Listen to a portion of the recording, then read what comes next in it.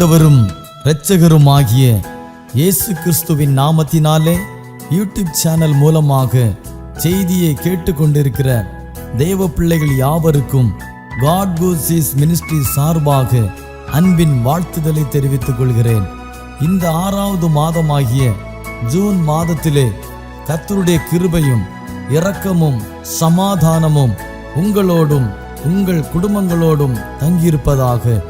தேவனுடைய சமாதானம் உங்களுடைய இல்லங்களிலே உங்களுடைய தனிப்பட்ட வாழ்க்கையிலே காணப்பட வேண்டும் என்று வாழ்த்தி ஆசீர்வதிக்கிறேன்.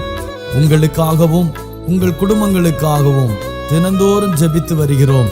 தேவனாகிய கர்த்தர் இந்த மாதத்திலே நம் கண்ணீருக்கெல்லாம் ஒரு பதிலை தர உண்மையுள்ளவராயிருக்கிறார் என்பதை நான் விசுவாசிக்கிறேன். நீங்களும் அதை விசுவாசித்து தேவனுடைய நாமத்தை மகிமைப்படுத்தி உங்களை ஒப்பு கொடுங்கள்.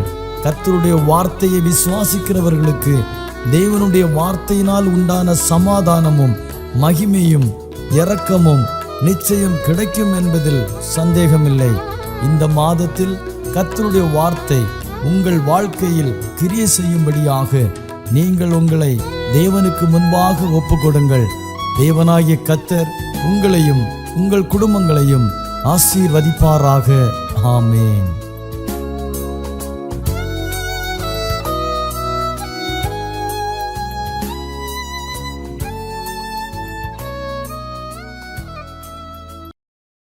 നേതൃത്വം നൽകുന്ന ഡോക്ടർ തോമസ് ചെലയൻ അവർക്കും യൂട്യൂബിലൂടെ ദൈവവചന പ്രഭാഷണം ശ്രവിക്കുന്ന എല്ലാ പ്രിയപ്പെട്ടവർക്കും ഗോഡ് ഹൂസിസ് മിനിസ്ട്രിയുടെ ടീമിൽ പ്രവർത്തിക്കുന്ന സഹപ്രവർത്തകർക്കും ധന്യനായ യേശുക്രിസ്തുവിന്റെ നിസ്തുല്യ നാമത്തിൽ പ്രഭാത വന്ദനം. കഴിഞ്ഞുപോയ ഓരോ ദിനരാത്രങ്ങളും ഓരോ മാസവും സ്വർഗത്തിലെ ദൈവം നമ്മെ വഴി നടത്തി. നാം സ്നേഹിക്കുന്നവരും നമ്മെ സ്നേഹിക്കുന്നവരുമായ അനേകർ ഈ ഭൂമിയിൽ നിന്ന് അവരുടെ ജീവിതം പൂർത്തിയാക്കി പ്രതിഫലം വാങ്ങുന്നതിന് വേണ്ടി കരേറിപ്പോയി. എന്നാൽ ഈ ഭൂമിയിൽ ദൈവം ജീവനുള്ളവരുടെ ദേശത്ത് നമ്മെ വീണ്ടും ആരോഗ്യത്തോടെ ആയുസ്സോടെ സൂക്ഷിക്കുന്ന ദൈവത്തിന്റെ വിശ്വസ്തതകൾക്കായി ദൈവത്തിന് സ്തോത്രം ചെയ്യുന്നു. ഈ പ്രഭാതത്തിൽ നിങ്ങളുമായി ഒരു സന്ദേശം പങ്കുവെക്കുവാൻ കർത്താവിൽ ശരണപ്പെടുന്നു. 84-ാം സങ്കീർത്തനം അതിന്റെ 4-ാമത്തെ വേദഭാഗം. നിന്റെ ആലയത്തിൽ വസിക്കുന്നവർ ഭാഗ്യവാന്മാർ, അവർ നിത്യം നിന്നെ സ്തുതിച്ചുകൊണ്ടിരിക്കും. 84-ാം സങ്കീർത്തനം അതിന്റെ 10-ാമത്തെ വേദഭാഗത്തിൽ ഇപ്രകാരം രേഖപ്പെടുത്തിയിരിക്കുന്നു: നിന്റെ ആലയത്തിൽ വാതിൽ കാവൽക്കാരനായിരിക്കുന്നത് എനിക്ക് ഏറെ ഇഷ്ടം. ഈ പ്രഭാതത്തിൽ ഭക്തൻ നമ്മെ ഓർമ്മിപ്പിച്ചുണർത്തുന്നത് പഴയ നിയമ ഭക്തന്മാരെല്ലാം തന്നെ അവർ ദൈവാലയവുമായി വളരെ അഭേദ്യമായ ബന്ധമുള്ളവരായിരുന്നു. അവർ ദൈവിക ശുശ്രൂഷകൾക്ക് പ്രാധാന്യത നൽകിയിട്ടുള്ളവരായിരുന്നു. അവരുടെ ജീവിതയാത്രയിൽ ദൈവം ഏൽപ്പിച്ച ഉത്തരവാദിത്വങ്ങൾ വിട്ടുവീഴ്ചയില്ലാതെ ചെയ്യാൻ അവർ ദൈവിക കൽപ്പനകൾക്ക് പ്രാധാന്യത കൊടുത്തിരുന്നു. അവർ ആരാധനയ്ക്ക് മുൻതൂക്കം കൊടുത്തു. എന്നാൽ ദൈവാലയത്തിന് അവർ പ്രാധാന്യത കൊടുക്കുന്നു. ദുഷ്ടന്മാരുടെ കൂടാരങ്ങളിൽ പാർക്കുന്നതിനേക്കാൾ എൻ്റെ ദൈവത്തിൻ്റെ ആലയത്തിൽ കാവൽക്കാരനായിരിക്കുന്നത് എനിക്ക് ഏറെ ഇഷ്ടം. കാവൽക്കാരന്റെ പ്രത്യേകത തന്നെ ഏൽപ്പിച്ച ഉത്തരവാദിത്വം ഭംഗിയായി ചെയ്യുക എന്നതാണ്. ഉത്തരവാദിത്വത്തോടെ ചെയ്യുക എന്നുള്ളതാണ്. കാവൽക്കാരൻ എന്ന വാക്കിന് പ്രധാനമായി വളരെ അധികം അർത്ഥമുണ്ട്. ഒരു നിസ്സാര ഉത്തരവാദിത്വമല്ല, നിസ്സാര വിഷയമല്ല കാവൽക്കാരൻ ചെയ്യേണ്ടത്. വിശുദ്ധ വേദപുസ്തകത്തിൽ ഉടനീളം പരിശോധിക്കുമ്പോൾ ദൈവത്തോട് ഒരിക്കൽ ഒരു മനുഷ്യൻ ഭൂമിയിൽ നടന്നൊരു സംഭവവുമായി ബന്ധപ്പെട്ട് ദൈവം സംസാരിക്കുമ്പോൾ ദൈവത്തോട് മറുപടി സംസാരിക്കുകയാണ്. ഉൽപ്പത്തി പുസ്തകത്തിലേക്ക് നാം നമ്മുടെ ശ്രദ്ധ തിരിക്കുമ്പോൾ അവിടെ കയീൻ തന്റെ അനുജനായ ഹാബേലിനെ കൊല്ലുന്നു. യഹോവയായ ദൈവം ആ മനുഷ്യനോട് സംസാരിക്കുന്നു. ഉൽപ്പത്തി പുസ്തകം 4-ാം അധ്യായം അതിന്റെ 9-ാമത്തെ വേദഭാഗത്തിൽ ദൈവം കയീനോട് സംസാരിക്കുമ്പോൾ നിന്റെ അനുജൻ എവിടെയെന്ന് ചോദിക്കുമ്പോൾ കയീൻ ദൈവത്തോട് അടുത്തൊരു ചോദ്യം ചോദിക്കുന്നു, ഞാൻ അവന്റെ കാവൽക്കാരനോ? നോക്കൂ, ഓരോ മനുഷ്യരെയും ദൈവം ഈ ഭൂമിയിൽ സ്വന്തം സഹോദരങ്ങളുടെയും കുടുംബാംഗങ്ങളുടെയും മക്കളുടെയും ദൈവസഭയിലെ സഹവിശ്വാസികളുടെയും ലോകമെമ്പാടുമുള്ള സകല മനുഷ്യരുടെയും കാവൽക്കാരായി ഈ ഭൂമിയിൽ ആക്കിയിരിക്കുന്നു. ഈ രാവിലെ ദൈവവചനം ശ്രവിക്കുന്ന ശ്രോതാക്കളെ, രക്ഷിക്കപ്പെടാത്ത കോടാന കോടി ജനം ലോകത്തിലുണ്ട്. കോടിക്കണക്കിന് വരുന്ന നിരവധി ജനം രക്ഷിക്കപ്പെട്ടു, സത്യത്തിലും ആത്മാവിലും ദൈവത്തെ ആരാധിക്കുന്നു. എന്നാൽ ഇനിയും കോടിക്കണക്കിന് ജനം ലോകത്തിന്റെ വിവിധ ഭാഗങ്ങളിൽ പാപത്തിന്റെ പിടിയിൽ അമർന്നു കഴിയുകയാണ്. അവരുടെ കാവൽക്കാരാണ് നാം ഓരോരുത്തരും. അതുകൊണ്ട് തന്നെ യെഹെസ്കേൽ പ്രവാചക പുസ്തകം 33-ാം അധ്യായത്തിൽ പറയുന്നു, ദൈവം ഇസ്രായേലിനോടുള്ള ബന്ധത്തിൽ സംസാരിക്കുമ്പോൾ നിങ്ങളുടെ ഇടയിൽ നിന്ന് ഒരാളെ തിരഞ്ഞെടുത്ത് ദേശത്തിന്റെ കാവൽക്കാരനാക്കി വെക്കുക, അവനെ ഉത്തരവാദിത്വം ഏൽപ്പിക്കുക എന്നത് പറയുന്നു. അങ്ങനെ ആ കാവൽക്കാരൻ കാവൽ കാത്തുകൊണ്ട് നിൽക്കുമ്പോൾ ദേശത്തു വരുവാൻ പോകുന്ന അനർത്ഥങ്ങളെ കുറിച്ച് ആ കാവൽക്കാരനെ ദൈവം ഓർമ്മിപ്പിക്കും. ദൈവത്തിന്റെ വചനം ആ മനുഷ്യനെ ദൈവം ഏൽപ്പിക്കും. എന്നുവെച്ച് കാകളം പോലെ നീട്ടി ഊതി ജനത്തെ, അവരെ അനർത്ഥത്തിൽ നിന്ന് അവർ രക്ഷപ്പെടേണ്ടതിന്, അവരുടെ പാപ വഴികളെ അവർ ഉപേക്ഷിക്കേണ്ടതിന് ഈ കാവൽക്കാരൻ നന്നായി ദൈവത്തിന്റെ അരുളപ്പാട്, ദൈവത്തിന്റെ ആലോചന, താൻ കണ്ട കാര്യങ്ങൾ അറിയിക്കേണ്ടതുണ്ട്. അങ്ങനെ അറിയിച്ച് ആ ജനം കേട്ട് അനുസരിച്ച് പാപ വഴി ഉപേക്ഷിച്ച് ദൈവത്തോടും ദൈവാലയത്തോടും ചേർന്ന് ആത്മീക അനുഭവങ്ങളിലേക്ക് അവർ മടങ്ങി വന്നാൽ ദൈവം അവർക്കും അവരുടെ കുടുംബാംഗങ്ങൾക്കും ആ ദേശത്തിനും വരുത്തുമെന്ന് പറഞ്ഞ അനർത്ഥം വഴിമാറ്റും. കാവൽക്കാരന്റെ ഒന്നാമത്തെ ഉത്തരവാദിത്വം ദേശത്ത് വരാൻ പോകുന്ന, കുടുംബങ്ങളിൽ വരാൻ പോകുന്ന അനർത്ഥത്തെക്കുറിച്ച് ജനത്തോട് ദൈവത്തിൽ നിന്ന് പ്രാപിച്ചിട്ട് ദൈവത്തിന്റെ അരുളപ്പാട്, ദൈവത്തിന്റെ ആലോചന അവരെ അറിയിക്കണം. എന്നാൽ അത് അറിയിച്ചിട്ടും ആ വ്യക്തികളോ ദേശമോ ദേശനിവാസികളോ ദൈവത്തിങ്കലേക്ക് മടങ്ങി വന്ന് പാപ വഴി ഉപേക്ഷിക്കാതിരുന്നാൽ, ആ വ്യക്തി പാപത്തിൽ മരിച്ചാൽ ദൈവം ആ മനുഷ്യനോട്, കാവൽക്കാരനോട് അവന്റെ രക്തം ചോദിക്കില്ല. ആരാണോ പാപത്തിൽ മരിച്ചുവോ അവന്റെ രക്തം അവന്റെ തലമേൽ ഇരിക്കും എന്നാണ് വിശുദ്ധ ബൈബിൾ ഓർപ്പിക്കുന്നത്. അങ്ങനെയെങ്കിൽ കാവൽക്കാരന്റെ മറ്റൊരു ഉത്തരവാദിത്വം, ഒന്ന്, അവൻ തന്റെ വ്യക്തിപരമായ ജീവിതത്തിന്റെ കാവൽക്കാരനാണ്.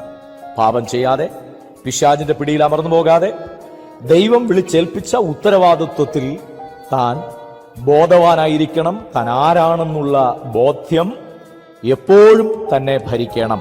അങ്ങനെയെങ്കിൽ പുതിയ നിയമവിശ്വാസികളായ നാം ഓരോരുത്തരും ദൈവത്തിൽ നിന്ന് ജനിക്കുകയും ദൈവീക ദൗത്യത്തിനായി കാവൽക്കാരായി തിരഞ്ഞെടുക്കപ്പെട്ടതുകൊണ്ട് നാം നമ്മെ തന്നെ വ്യക്തിപരമായി പാപക്കറകൾ നമ്മുടെ ജീവിതത്തിൽ പറ്റാതെ നാം പരിശുദ്ധാത്മാവിന്റെ സഹായം കൊണ്ടും ദൈവവചനം കൊണ്ടും പരിശുദ്ധാത്മാവിലുള്ള ആശ്രയം കൊണ്ടും പാപവഴികളെ അതിജീവിച്ച്, പാപപ്രവൃത്തികളോട് അതിജീവിച്ച് മുന്നേറണം. അതുകൊണ്ട് എബ്രായ ലേഖന കർത്താവ് പറയുന്നു, പാപത്തോട് പോരാടുന്നതിൽ പ്രാണത്യാഗത്തോളം നാം എതിർത്തു നിൽക്കേണ്ടതുണ്ട്. ഈ രാവിലെ നമ്മുടെ ജീവിതത്തിൽ വരാൻ പിശാചിരിക്കു വച്ചിരിക്കുന്ന സകല പാപ വഴികളെയും പഴുതടച്ച് അതിനെ ജയിക്കാൻ ഒരു കാവൽക്കാരൻ ഉത്തരവാദിത്വം ഉറപ്പായും വ്യക്തിപരമായി സൂക്ഷിക്കേണ്ടതുണ്ട്. രണ്ട്, തന്റെ കുടുംബത്തിന്റെ കാവൽക്കാരനാണ്. തന്നെ ഏൽപ്പിച്ച ഭാര്യയെ, ഭർത്താവിനെ,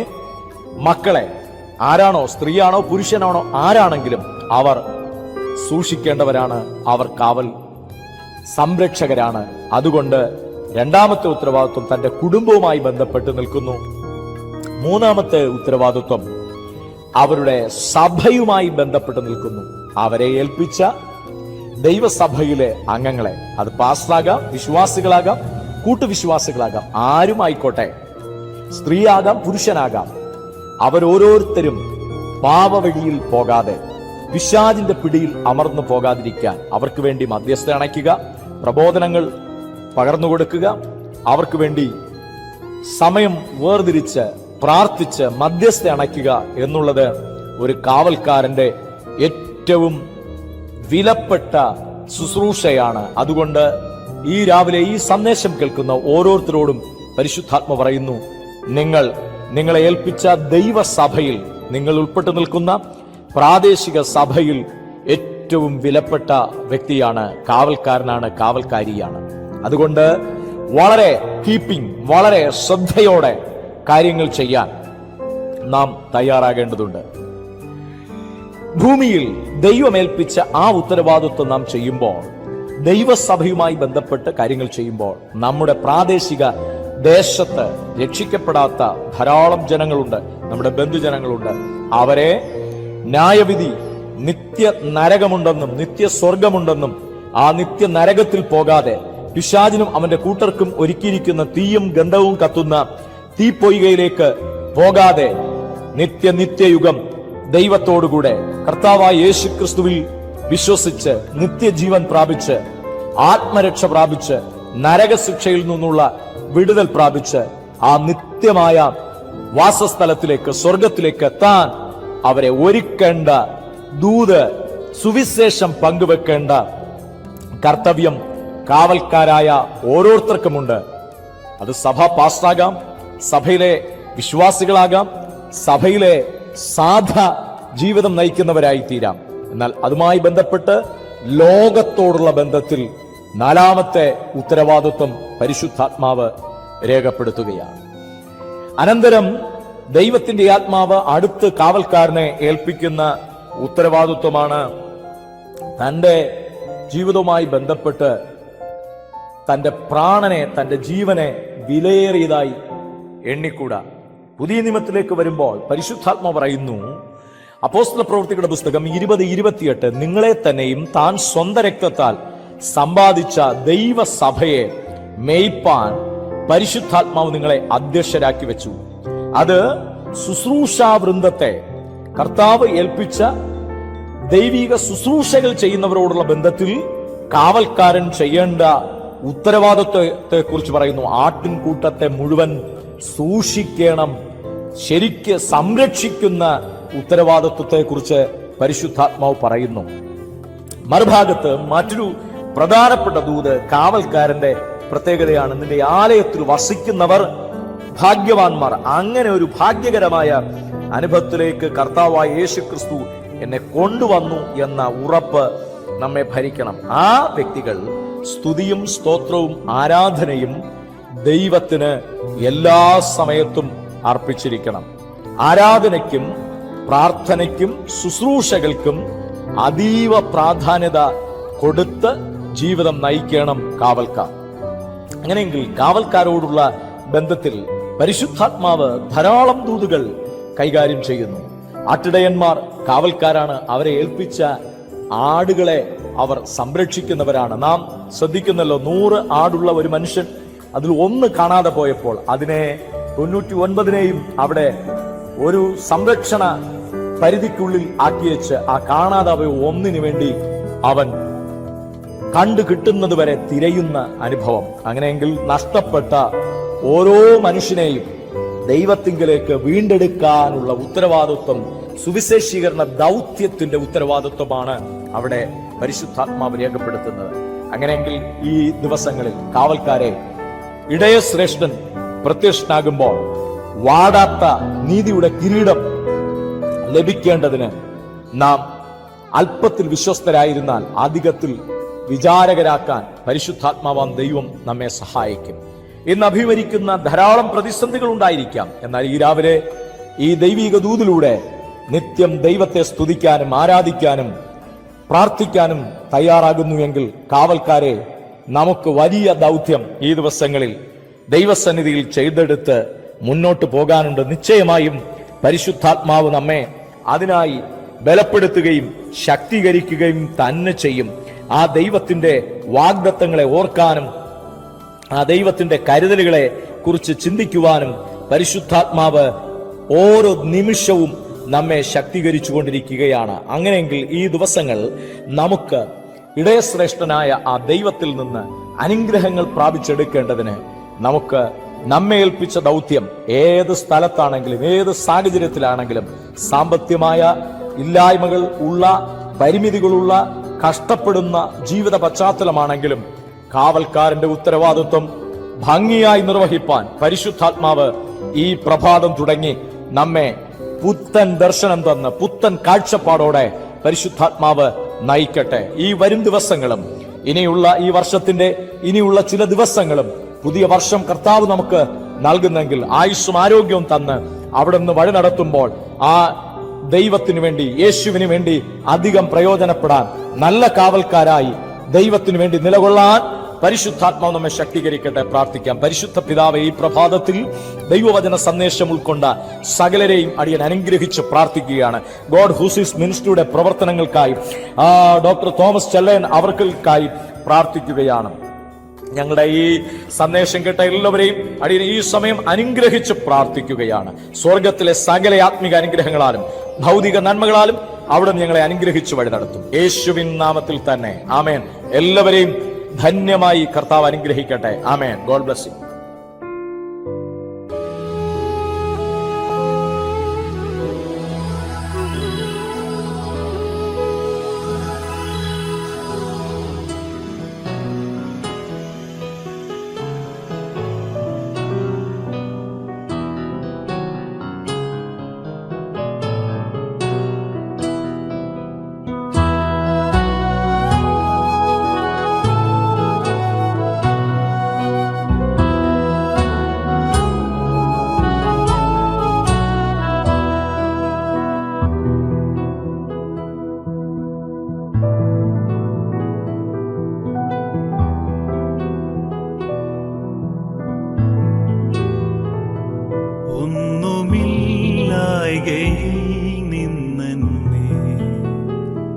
നിന്നുടെ ഛായയിൽ സൃഷ്ടിച്ചു, നിത്യമായി സ്നേഹിച്ചെന്നെ നിന്റെ പുത്രനെ തന്നു രക്ഷിച്ചു നീ. നിൻ മഹാകൃപയ്ക്കായി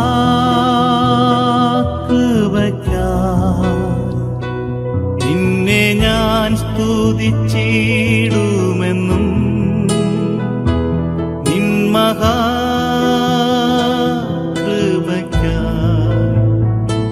നിന്നെ ഞാൻ സ്തുതിച്ചിടുമെന്നും.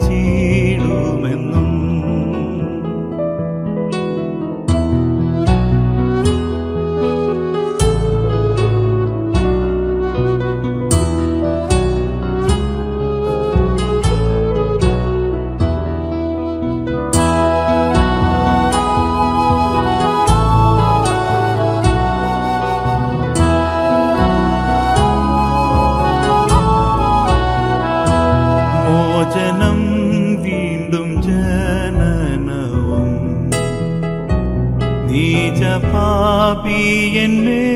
വസിപ്പാൻ നിന്നാത്മാവിന്റെ ദാനവും നീ തന്നു സ്വർഗാനുഗ്രഹങ്ങളും. നിൻ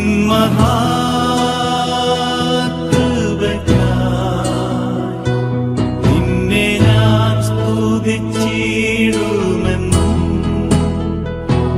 നിൻ മഹാകൃപയ്ക്കായി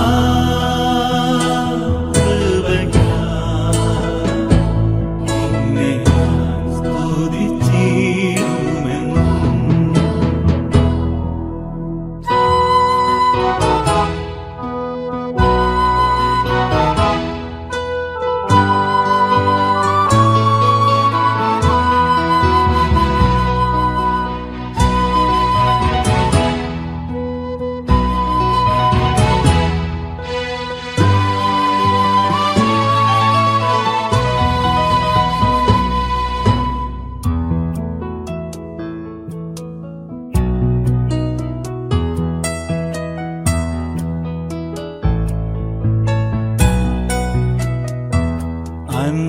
അന്നവസ്ത്രാദി നന്മകളെ എണ്ണമില്ലാതെന്മേൽ ചൊരിഞ്ഞു. തിന്മകൾ സർവത്തിൽ നിന്നെ കൺമണി പോലെ കാക്കുന്നു നീ. നിൻ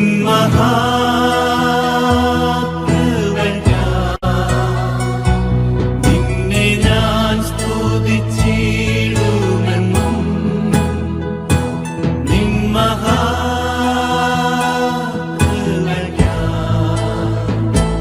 നിന്നെ ഞാൻ സ്തുതിച്ചിടുമെന്നും.